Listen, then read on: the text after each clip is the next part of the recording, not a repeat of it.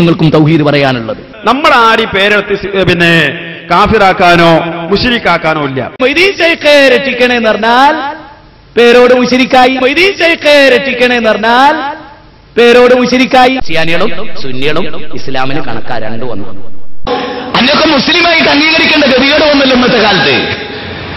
നിന്നൊക്കെ മുസ്ലിമായിട്ട് അംഗീകരിക്കേണ്ട ഒരു ഗതികേട് വന്നല്ലോ. എന്നിട്ട് നിന്റെയൊക്കെ മയ്യത്ത് നിസ്കരിക്കേണ്ട ഒരു അവസ്ഥ മുസ്ലിമിന് വന്നില്ലേ? അതിനേക്കാൾ നല്ല ബാലന്റെതോ കല്യാണമെന്തോ നിസ്കരിക്കണ ഒരാൾ 100 നിസ്കാരത്തിന് ശേഷം സുബ്ഹാനല്ലാഹ് അൽഹംദുലില്ലാഹ് അല്ലാഹു അക്ബർ ഇത് 33 വട്ടമാണ്. എല്ലാവർക്കും അറിയാം. ലോകത്തൊരു മുസ്ലിമിന് എതിരെ അഭിപ്രായമില്ല.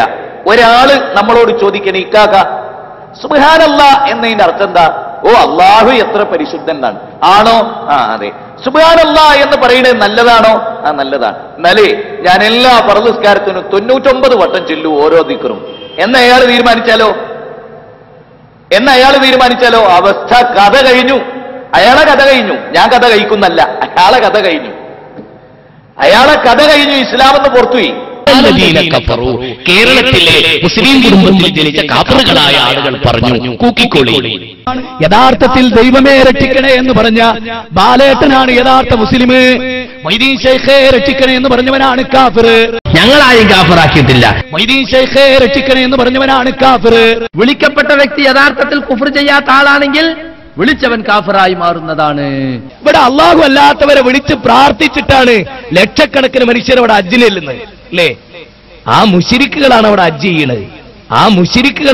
ചെയ്യണത്.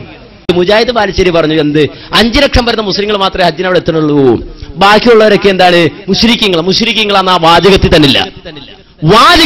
അത് കേൾപ്പിക്കാൻ കഴിയില്ല. എന്റെ കയ്യിലുണ്ടാ ക്ലിപ്പ്, ഇപ്പൊ ഇടാൻ സമയമില്ല. ശിർക്ക് ചെയ്യുന്നവർ ഹജ്ജ് ചെയ്യുന്നു. ആ മുശ്രിക്കുകളാണ് അവിടെ ഹജ്ജ് ചെയ്യണത്. മുശ്രിക്കീങ്ങളാന്ന് ആ വാചകത്തിൽ തന്നില്ല. അത് കേൾപ്പിക്കാൻ കഴിയില്ല.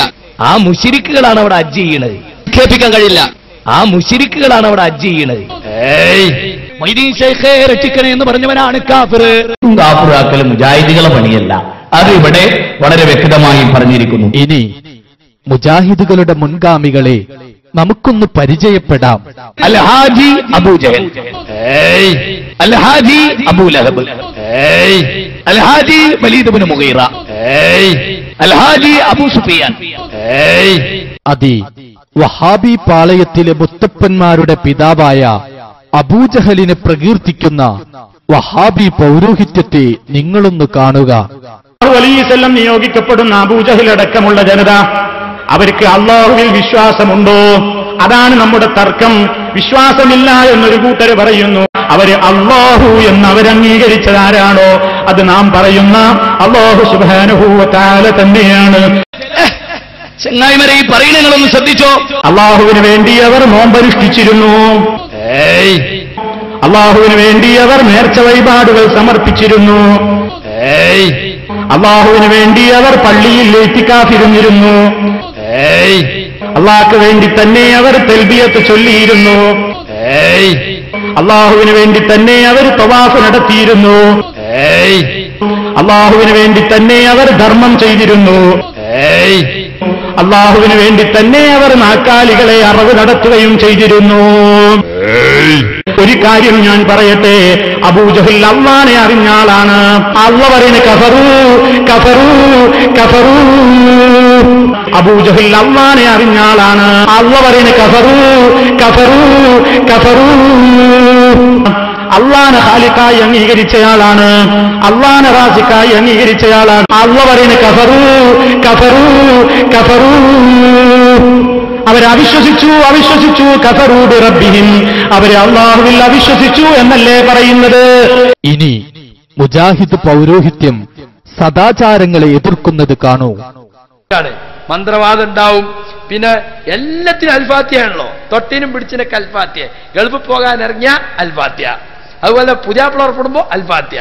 പുതിയ ഇറങ്ങുമ്പോ അൽഫാത്തിയ. ഇപ്പൊ മയ്യത്ത് പുറത്തിറക്കി നിന്നിട്ട് അവിടെയാണ് അൽഫാത്തിയ. കണ്ടോ, പുരക്ക് കുറ്റടിക്കാൻ അൽഫാത്തിയ, കട്ടില വെക്കാൻ അൽഫാത്തിയ, പൊരേ കൂടണമെന്ന് മൗലൂദ്, ഹജ്ജിന് പോകുമ്പോ അൽഫാത്തിയ. ഒരു മണവാളൻ ഇറങ്ങുന്നിടത്ത് അൽഫാത്തിഹ, വിസ കിട്ടിയിട്ട് ഗൾഫിലേക്ക് പോകും അൽഫാത്തിഹ, നിക്കാഹ് നടക്കും അൽഫാത്തിഹ, അൽഫാത്തിഹയുള്ളിടത്തെല്ലാം ഗാന്ധിത്തല. ഒരു ഗ്ലാസ് കോള കുടിച്ചാ നരകത്ത് പോവില്ല, റോഡൊന്ന് വീതി കൂടിയാ നരകത്ത് പോവില്ല, എക്സ്പ്രസ് ഹൈവേ ഉണ്ടായ നരകത്ത് പോവില്ല. ഇനി വെള്ളം ചീത്തയായി ഒരു മോശമായ വെള്ളം കുടിച്ചാ നരകത്ത് പോവില്ല.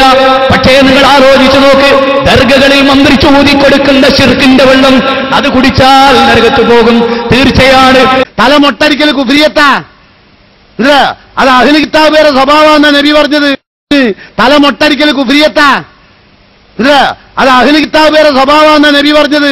ഒരു തിന്മ ഒരാൾ വ്യഭിചരിക്കുന്നതിനേക്കാൾ, ഒരാൾ മദ്യപിക്കുന്നതിനേക്കാൾ, ഒരാൾ പലിശ കൊടുക്കുന്നതിനേക്കാൾ, ഒരാൾ ഈ നിലക്ക് അധർമ്മം പ്രവർത്തിക്കുന്നതിനേക്കാൾ, അളവിലും ദുഃഖത്തിലും കൃത്രിമം പ്രവർത്തിക്കുന്നതിനേക്കാൾ പിശാചിന് ഏറ്റവും ഇഷ്ടം നമസ്കാരത്തിന് ശേഷമുള്ള കൂട്ടപ്രാർത്ഥനയാകുന്ന ബിദ്അത്ത്, സുബഹിക്ക് ശേഷമുള്ള കുനൂത്താകുന്ന ബിദ്അത്ത്. ഒരാൾ വ്യഭിചരിക്കുന്നതിനേക്കാൾ വലിയ തിന്മ. സുബ്ഹാനല്ലാഹ്. കെട്ടിപ്പടുക്കൽ ഇസ്ലാമിലില്ല, കുമ്മായം പൂശൽ ഇസ്ലാമിലില്ല, വെള്ളപൂശൽ ഇസ്ലാമിലില്ല, വെണ്ണക്കല്ലിൽ തീർക്കൽ ഇസ്ലാമിലില്ല.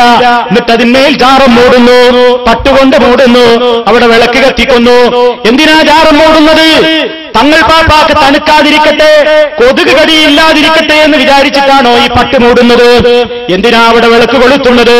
ജാറത്തിലെ തങ്ങൾക്ക് ഖുർആനോടുമ്പോ കബറിൽ കണ്ണു കാണുണ്ടാവില്ല, വെളിച്ചം കിട്ടട്ടെ എന്ന് വിചാരിച്ചിട്ടാണോ?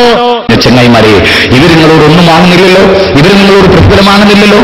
നിങ്ങൾക്കറിയുമോ, മലപ്പുറത്തെ സലാത്ത് നഗറിൽ കഴിഞ്ഞതിന്റെ മുമ്പത്തെ വർഷത്തെ സലാത്ത് നഗറിൽ എത്ര ക്യാഷ് കൗണ്ടർ ഉണ്ടായിരുന്നു? 62 ക്യാഷ് കൗണ്ടർ ഉണ്ടായിരുന്നു. ചാക്കിൽ കെട്ടിയിട്ടാണ് 1000ന്റെ നോട്ട് ലോറി കയറ്റി കൊണ്ടുപോയത്. ചാക്കിൽ കെട്ടിയിട്ട് അവിടെ വരുന്ന 2-3 ലക്ഷം ജനങ്ങളോട് പറയാ, ആ നിന്ന അത്രയും അടിക്കുള്ള പൈസ. അപ്പോ എറണാകുളത്ത് MG റോഡിൽ 60 ലക്ഷം രൂപ അവിടുത്തെ ഒരു സെന്റിന്. അപ്പൊ പാവപ്പെട്ടവൻ എറണാകുളത്തുകാരൻ അന്ന് ഇന്ന സ്ഥലത്ത് എറണാകുളത്തിന്റെ വില എടുക്കണ എത്ര ഉണ്ടാവും? സത്യത്തിൽ സാധിക്കുമെങ്കിൽ യുവാക്കളോട് ഇത്തരം ആളുകളെ ചങ്ങലക്ക് പിടിച്ച് ബന്ധിപ്പിച്ചിട്ട് മരിക്കണവരെ ഭക്ഷണം അവിടെ കൊണ്ടു കൊടുക്കുക, നല്ല ഡ്രസ്സ് അവിടുന്ന് കുളിപ്പിക്കുക, പുറത്തേക്ക് ഇറക്കരുത്. എന്നാൽ ഒരുപാട് ആൾ കേരളത്തിൽ നിന്ന് സ്വർഗത്തിലേക്ക് ഉണ്ടാവും. നിങ്ങളൊന്ന് ആലോചിച്ച് നോക്കി, ഇവന്റെ പേര് മുജാഹിദിനോ അതോ മുൻജാഹിലിനോ? ഞാൻ പറഞ്ഞു മുൻജാഹിലാന്ന, പഴയ ജാഹില്. കണ്ടിട്ടുണ്ടോ? പരിശുദ്ധ ഹറമില് തവാഫ് ചെയ്യേണ്ടതിന് പകരം പിന്നെ പല്ലി അട്ടത്ത് പറ്റി പിടിച്ച മാതിരി അവിടെ പറ്റി പിടിച്ച് കിടക്കുക. ഇവനൊക്കെ ഭരിച്ചിട്ട് അറബികളെ കൈ മുറിഞ്ഞു പോവുകയാണ്, അയിമല് കെട്ടിപ്പിടിക്കുകയാണ്. എന്താണ് അവിടത്തെ സവിശേഷം? അവിടെ ഇറാ ഗുഹയിൽ ചെന്നിട്ടൊരു പാകിസ്ഥാൻ എന്ത് കല്ലിന്, ഞാൻ വിചാരിച്ചു മൂപ്പരെ കല്യാണം കഴിഞ്ഞാണ് പാറയായിട്ട്. ഭയങ്കര മുത്തല്. ഈ സമൂഹം ജീവിക്കുന്ന ഒരു സ്ഥലം അല്ലേ? ശിർക്കിന്റെ കൂടാരങ്ങളെ, ഗോഡൌണുകളാണ് പാകിസ്ഥാനൊക്കെ ശിർക്കിന്റെ. ഇനി കാണുന്നതോ വഹാബി പുരോഹിതന്മാരുടെ തെറിപ്പൂരങ്ങൾ.